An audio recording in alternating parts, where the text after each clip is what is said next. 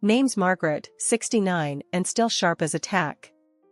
Spent my years running a tight ship at a hotel, worked my way up to manager, before I called it quits. My husband, George, he's the entrepreneurial sort, had his own venture that kept us more than comfortable. But don't get it twisted, we weren't ones for splashing cash left and right. I've always been about value, picking things for their durability, not their dazzle. George, he always had my back on this. Margaret, you've got a head on your shoulders that's worth two, he'd say with a nod. Keep pinching those pennies. And pinch we did, amassing a nice little cushion for ourselves. Our son, Alex, was the light of our lives. Gave him the best start we could, focusing on his education. Post-college, he dived into the family business, learning the ropes from George. When he hit 30, he came to us with a sparkle in his eye, said he'd found the one, a girl named Emily. We were all for it, eager to meet the lady who'd captured our boy's heart. Now, George, he's got an eye for character, and he wasn't sold on Emily from the jump. As we were setting up the house for their big introduction dinner, he muttered to me, "Margaret, there's something about that girl. Keep your eyes peeled." "George, let's give her a fair shake," I countered, adjusting the tablecloth. "Alex seems over the moon." "Just saying, keep a lookout," he grumbled, but he left it at that. The night they were to come over, I cooked up a storm. Wanted everything to be perfect for Emily's first impression of us. When they arrived, Alex was beaming, and Emily, well, she was a sight, polished and poised, but with a warmth in her smile. Dinner was laid out, and we all settled in, the air buzzing with a mix of anticipation and the scent of my roasted chicken. "So, Emily, Alex tells us you're into graphic design?" I ventured, hoping to break the ice. "Yeah, I love it. It's my passion, really," Emily replied, her eyes lighting up. "But tonight, I'm more interested in this amazing dinner. Margaret, you've outdone yourself." George chuckled, his usual stern demeanor softening a bit. "Don't let the food distract you too much. We want to know all about you, what makes you tick." Emily laughed, a genuine, easy sound. "Well, I'm an open book. Ask away." The evening rolled on, with stories shared and laughter bouncing off the walls. George, ever the skeptic, threw in his tough questions, but Emily held her own, her replies both thoughtful and candid. That night I felt a warm glow in my heart. Sure, George and I were cautious by nature, but seeing our son so happy, so in love, it was worth opening our doors, and our hearts, to whatever came next. Life had a way of moving on, even when you tried to stand still. After Emily joined the family, I did my best to stick to my guns about not meddling. Adults will manage their own lives, I'd always said. But sometimes, what you want to believe and what's staring you in the face don't quite line up. George repeated his concerns. "That girl, she's got an angle," he said to me one quiet evening. We were sitting in our living room, the TV muttering to itself in the background. "George, let them be. Alex is happy," I replied, folding some laundry, trying to keep the worry out of my voice. "Happiness is one thing, being blind is another. Just watch," he grumbled, his eyes fixed on some late-night show that neither of us were watching. George's words hung in the air like smoke. I wanted to wave them away, but they lingered, stubborn and thick. It wasn't long before I started seeing little things. Emily had quit her job not long after the wedding, saying she wanted to focus on the house. Fair enough, I thought. But the house didn't seem to need that much focusing. Every time I visited, things were, well, just as they should be, but Emily was off and out. One afternoon, I dropped by unannounced. Emily was there, surprisingly, sipping on some fancy-looking smoothie. "Oh, it's just something new I'm trying," she said, noticing my glance. "You know, gotta stay healthy." I nodded, though I couldn't help but think of the price tag on her health kick. "Is Alex home?" I asked. "Nope, busy with the business." "You know how it is," she replied, her tone light, almost too light. "Yeah, I do," I said, memories of George's long hours flooding back. "He's working hard, then?" Always, she said with a smile that didn't quite reach her eyes. But he says it's worth it. We're planning a little getaway. A break for both of us. That's nice, I managed, though alarm bells were ringing in my head. A getaway sounded expensive, especially with the business just transferred to Alex's hands. George's skepticism about Emily came back to me that evening.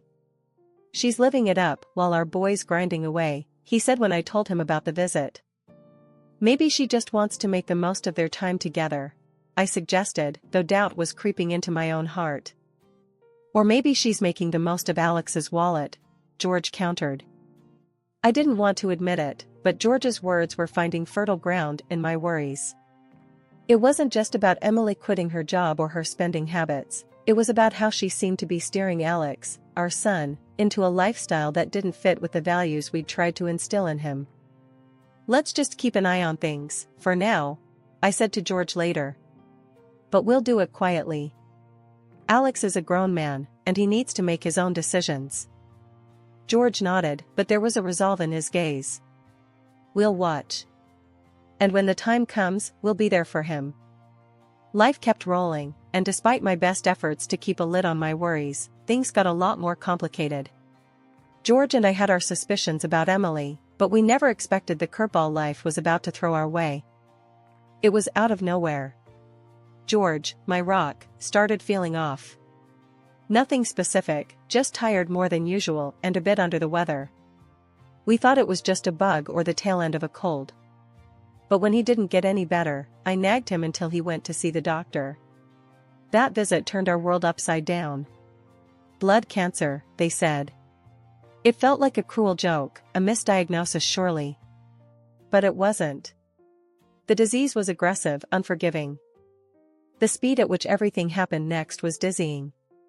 Treatments, consultations, hospital visits, it was a whirlwind of medical jargon and false hopes. George fought hard, bless him, but the cancer was merciless. 6 months from diagnosis to the end. Just like that, he was gone. The night George passed, the house felt empty, colder somehow. I sat in our living room, surrounded by memories, feeling lost. George's warnings about Emily, his concerns for Alex, echoed in my mind. He'd been trying to protect us, even when facing his own mortality. We'll watch. And when the time comes, we'll be there for him, he had said. And now, it was all on me. The grief was a heavy companion in those days. But amidst it, there was a resolve forming inside me. George's passing was a stark reminder that life was unpredictable, and sitting back wasn't an option anymore. I had to keep an eye on Emily and Alex, maybe even closer now than before. George wouldn't be there to share his observations or to back me up, but I knew what needed to be done. When I got the news that Alex and Emily were expecting, it was like a burst of sunshine through the clouds. I was over the moon, thinking about the little one on the way. I figured it was the perfect chance to bridge any gaps between me and Emily. She seemed keen on the idea too, so I started dropping by their place more often, lending a hand wherever I could.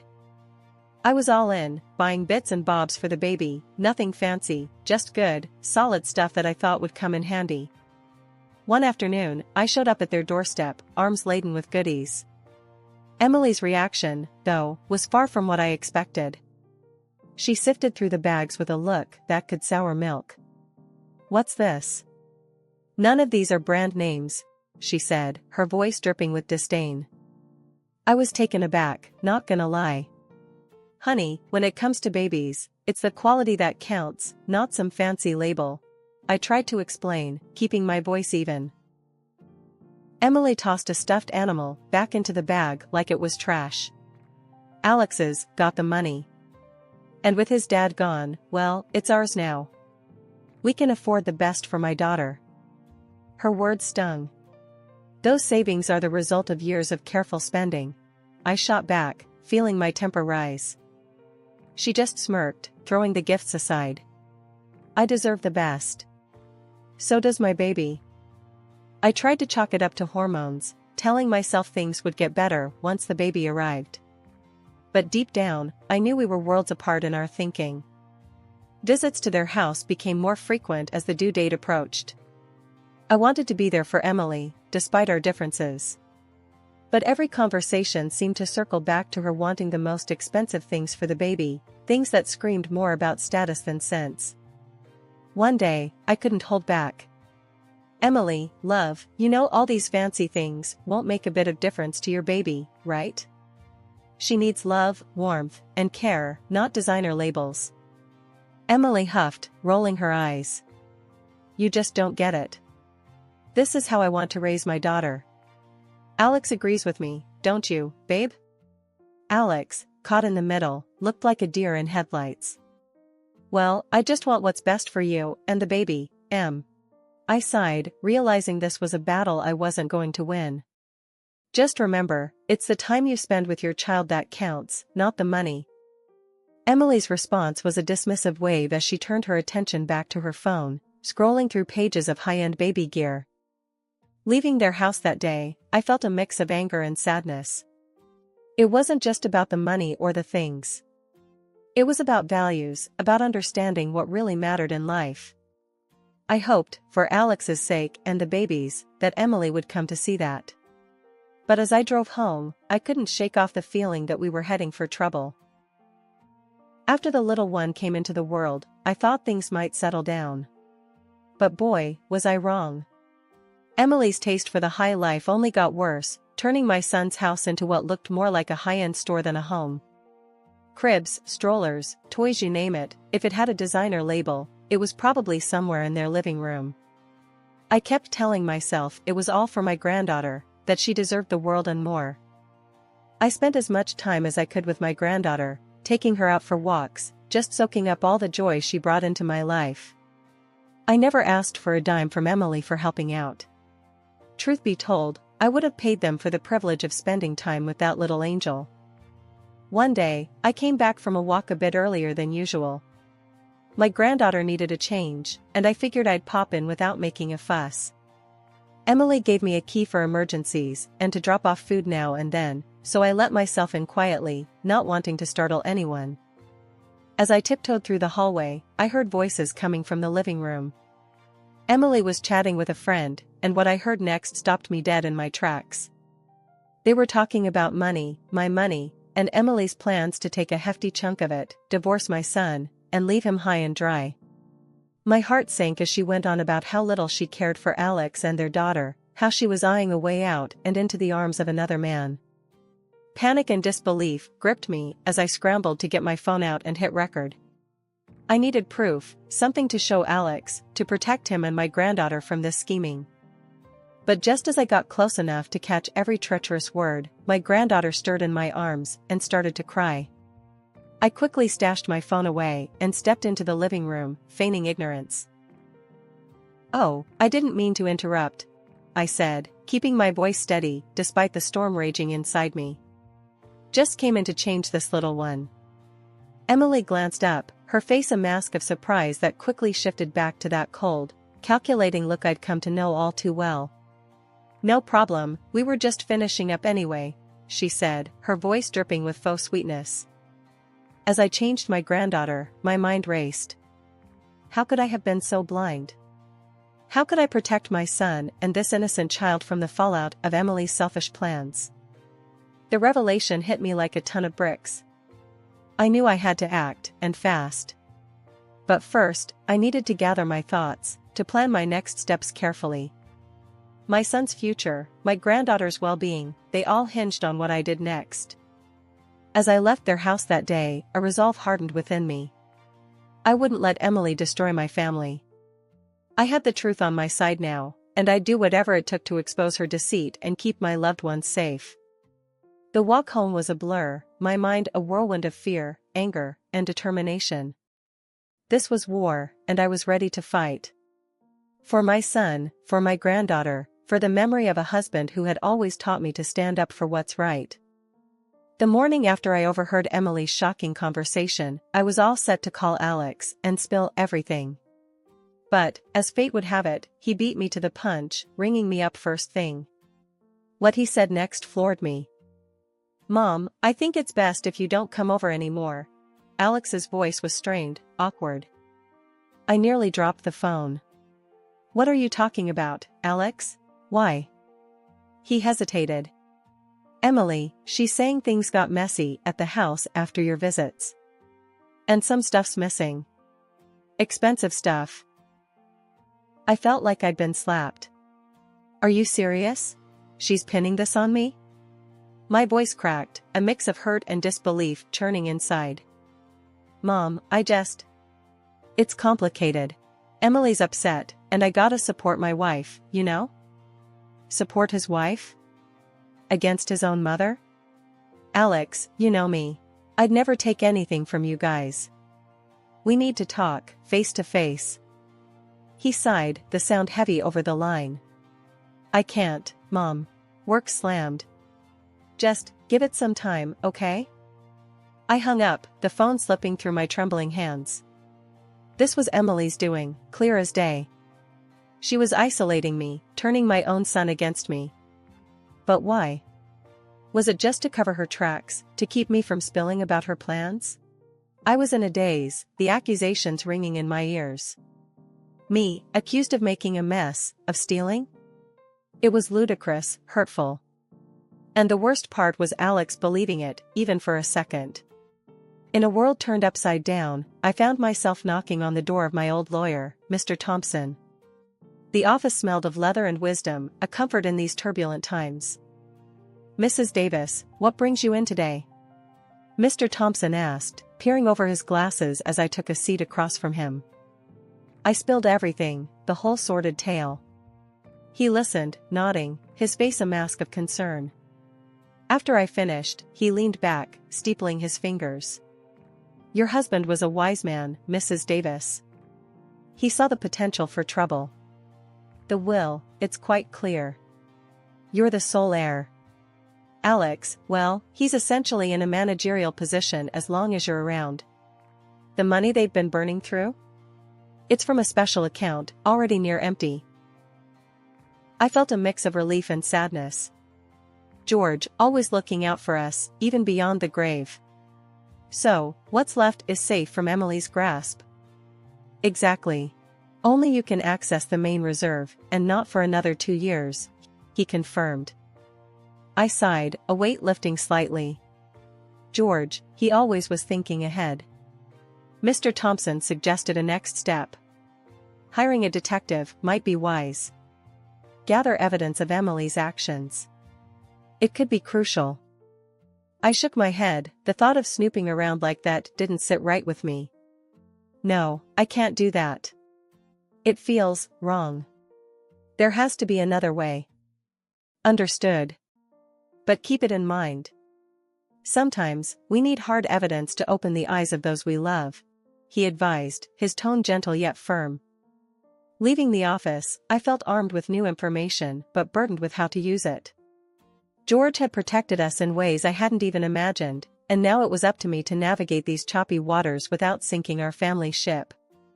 With a heavy heart but a determined spirit, I hatched a plan that would either save my family or fracture it beyond repair. I dialed Emily, my voice steady. I've got an offer for you, one that's worth your while, $200,000. I said, cutting straight to the chase.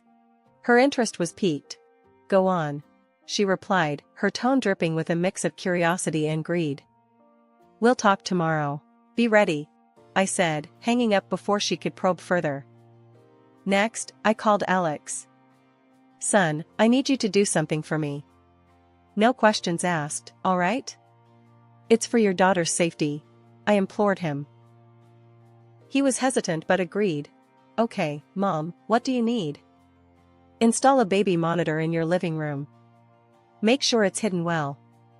And listen in from your car tomorrow at noon. Please, just trust me, I explained. The next day felt like the longest of my life. As noon approached, I sat across from Emily, the air between us thick with unsaid words. I repeated my offer, watching her reaction closely. So, you think you can just buy me off with $200,000? Is that it? Emily sneered, her eyes cold and calculating. I kept my voice steady, despite the storm of emotions inside. It's a way out, Emily. For both of us.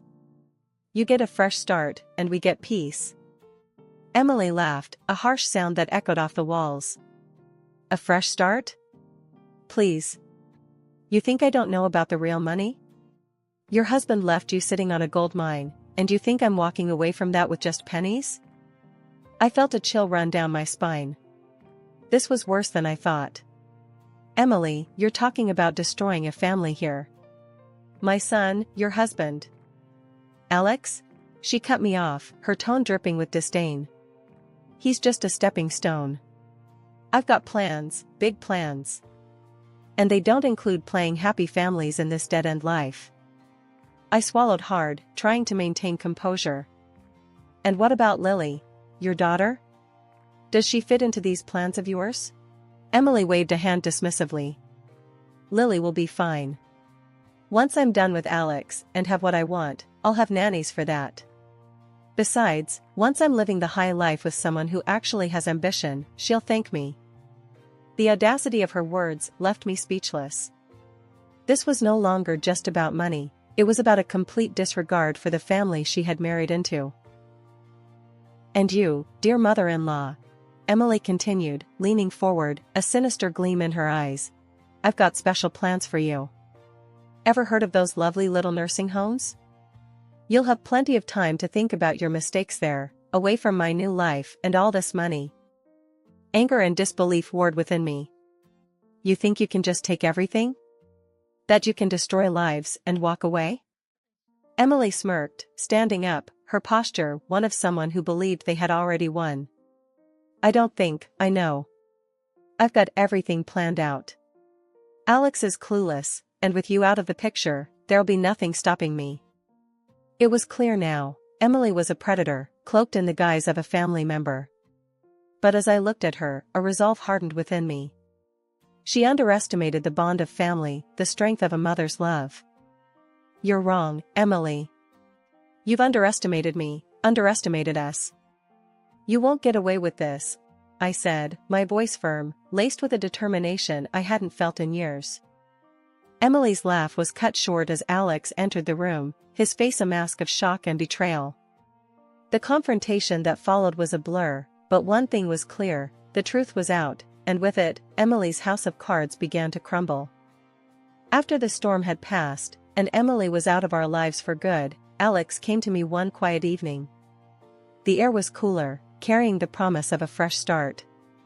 We sat down at the kitchen table, a space that had witnessed countless family discussions, both joyful and difficult. Mom, I don't even know where to start, Alex began, his voice heavy with emotion. I'm sorry. For everything.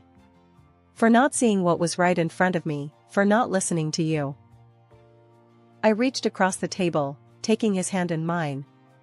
Alex, you're my son. There's nothing to forgive. We all make mistakes. What matters is that we learn from them and we move forward. He nodded, a single tear escaping down his cheek. I can't believe I let her drive a wedge between us. That recording, it opened my eyes. I should have known better. Sometimes, love blinds us, Alex. You wanted to believe in the person you married. No one can fault you for that, I reassured him, squeezing his hand. He wiped away his tear, a small smile breaking through. I've filed for divorce. And the judge granted me full custody of Lily. Emily, she didn't get a cent, thanks to that recording and the will Dad left. I'm just glad it's over. And that Lily is safe with us, I said, the relief palpable in my voice. Yeah. And, Mom, I need you more than ever now. Will you help me raise her? His eyes, so much like his father's, held a mix of hope and fear. Alex, there's nothing I'd rather do more than be there for you and Lily. We're a family, and we'll get through this together, I promised, my heart full. In the weeks that followed, our home was filled with the sounds of a child's laughter once more. Lily, unaffected by the turmoil, brought a new sense of purpose and joy into our lives. Watching Alex grow into his role as a single father was a bittersweet reminder of the cycles of life. One afternoon, as Alex and I watched Lily play in the garden, he turned to me, a thoughtful look on his face. Mom, you were right. Sometimes, we have to step in, even when it's hard. Especially when it's hard. I'm just sorry it took me so long to see it. I smiled, watching Lily chase a butterfly. We live and learn, Alex. What's important is that we're here for each other, no matter what.